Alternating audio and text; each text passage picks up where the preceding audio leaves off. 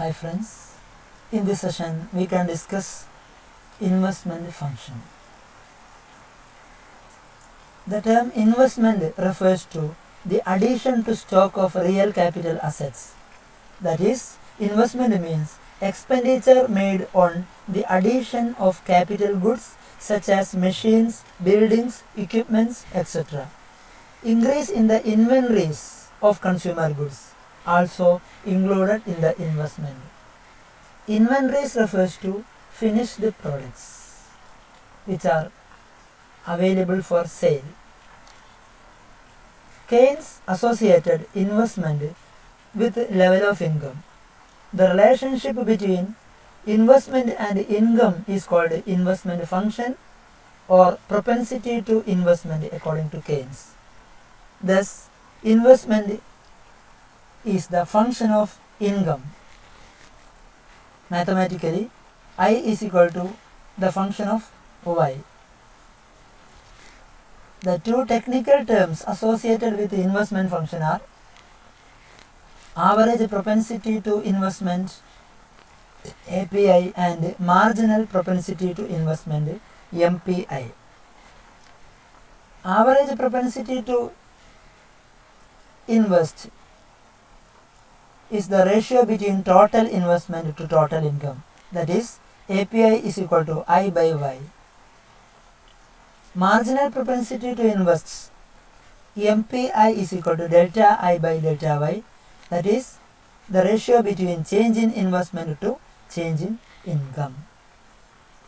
Now, two types of investment are autonomous investment and induced investment. Induced investment is the investment which depends upon the level of income. The income motivated investment or profit motivated investment is induced investment. Is the curve of induced investment is an upward sloping curve. Now, autonomous investment is a type of investment which is independent of the level of income. The public investment in dams, road, hospital, park, educational institutions, etc. are examples for autonomous investment. The curve is horizontal to the x-axis. Okay. Now, another classification is gross investment and net investment. The gross investment refers to the total investment without deducting the depreciation. That is, gross investment consists of current year's business and residential construction, purchases of machinery, equipment, tools, and addition to inventory. It includes capital purchased to replace depreciated capital goods. But to measure the actual investment, we have to deduct the depreciation. The capital assets are conducted to depreciation while they are using in the production process. Therefore, the net investment refers to gross investment minus replacement investment, that is depreciation.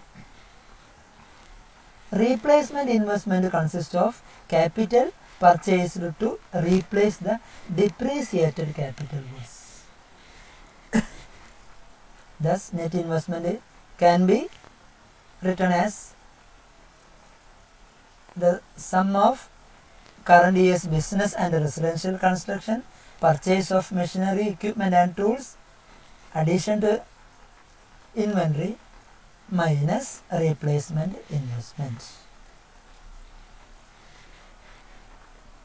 The classical economists believe in full employment equilibrium.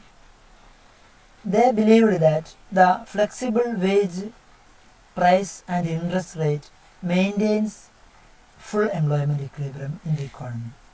And according to them, The classical economist, investment is the function of rate of interest. But Keynes stated that investment depends upon not only the rate of interest but marginal efficiency of capital also. Marginal efficiency of capital means the expected profit on additional investment. According to Keynes, rate of interest is determined by the demand for money and supply of money, and the marginal efficiency of capital is determined by the supply price of capital goods and the prospective yield. Generally speaking, the major determinants of investment are rate of interest,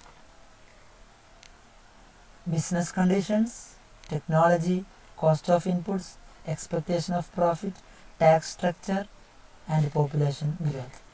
Rate of interest and investment are negatively related. The existing business conditions affects the motivation to investment. If the existing business condition is positive or optimistic, then that positively affects the investment. Similarly, technological progress will lead to reduction in the cost of production, which increases investment. Then cost of investment, reduction in the cost of investment will improve the investments. Reduction in the cost of input will improve the investments. Then expectation of profit also positively. If expected profit is more, that positively affects the investment. Tax structure also affects investment by changing the cost of production. Then population growth. Higher population means more demand for commodities. Thus, it positively leads the investment. Now, to promote investment, various measures can be implemented. Some of them are a reduction in the corporate tax. When corporate tax reduces, that will lead to more resources for investment, positively affected investment. Then compensatory public spending. Government employs compensatory public spending to compensate deficiency in the private investment. Then pump priming refers to public expenditure program associated with a recovery in the economy. Generally, during the recession period, as a result of the deficiency in demand or low demand, government increases demand through various public expenditure programs. That will increases more money in the economy, which increases demand and stimulate private investment also. Then wage reduction means reduction in the costs of investment. Then cheap money policy. The policy or the monetary policy adopted during the recession period to increase economic activity by lowering the rate of interest is called cheap money policy. Then price stability is also essential for promoting investment. Government maintains price stability. Government tries to maintain price stability through its buffer stock operations, that is, through the purchase and sale of commodities by the government agencies. When there is more production of commodity, government can procure the commodity, government can purchase the commodity, excess commodity and stock them, and government can resell this commodity during the periods where commodities are scarce. Then abolition of market restrictions also meant to promote investment. Now, there is some sort of instability with regard to the investment function. Investment function is unstable in a capitalist economy since it depends upon the expectations about the future events. The future is uncertain. We cannot predict the future events. Therefore, there exists some sort of uncertainty. Business expectations are the guiding factor of investment. Business expectations can be divided into two: short-term expectation and long-term expectations. The short-term expectations arise from the events of the recent past. That is, these expectations, that is short-term expectations, based on the variables like prices, profit, level of employment, wage rate, etc. existed during the recent past.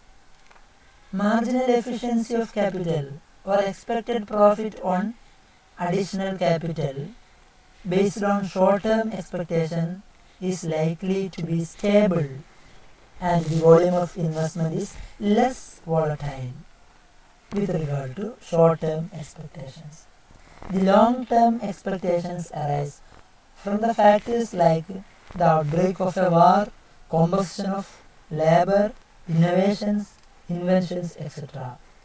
These factors often force the businessmen to change their investment plans during the long period, thus generate fluctuations in the level of investment. According to Keynes, volatility in the investment is the result of businessmen's calculation of the prospective rate of profit, which is based on the uncertain knowledge about the future. During the equilibrium condition, saving and investment will be equal. There are two concepts related to equality between saving and investment. They are accounting equality and functional equality. The term accounting equality refers to the definitional equality. According to Keynes, saving is the excess of income over consumption. That is, S is equal to Y minus C. Investment is the income minus consumption. That is, I is equal to Y minus C. If both saving and investment are equal to income minus consumption, saving will always equal to investment. That is, S is equal to Y minus C and I is equal to Y minus C. Therefore, S will be equal to I. That is the definitional equality between saving and investment. Now, the functional equality between saving and investment. It refers to the equality between saving and investment at the equilibrium level of income. It is in the sense of adjusting mechanism of income. At the equilibrium level of income, saving and investment are equal. If investment greater than saving, then that will lead to income will increases. The increase in income raises demand for commodity, which again leads to increase in investment, and investment and saving becomes equal. If saving greater than investment, that will lead to fall in income. That is, if investment is low, that means low demand for commodity. When demand is low, the production income will fall. Thus income falls. The income adjusts saving and investment and bring equality between saving and investment. The adjustment process in income, saving and investment continues until saving equals investment. That is the meaning of functional equality between saving and investment. It is shown in the diagram also. At the point E, the saving and investment are equal, and Y stands for equilibrium level of income. If economy existed at the point Y1, the level of income Y1, where saving is more than investment, or investment is less than saving, due to the deficiency in investment demand, the income will fall and economy reaches to the equilibrium point E. Suppose the economy is at the income level Y2, which means investment demand is more than saving. More investment means more employment, more income, which means more demand for commodity. It again increases investment and economy reaches to equilibrium point E. Thus, E is the equilibrium point where saving and investment are equal. Thus, the income adjusts saving and investment through its function is adjusting function, and the functional equality between saving and investment can thus represented by the change in income as a result of change in saving and investment. And now we can conclude here. Thank you.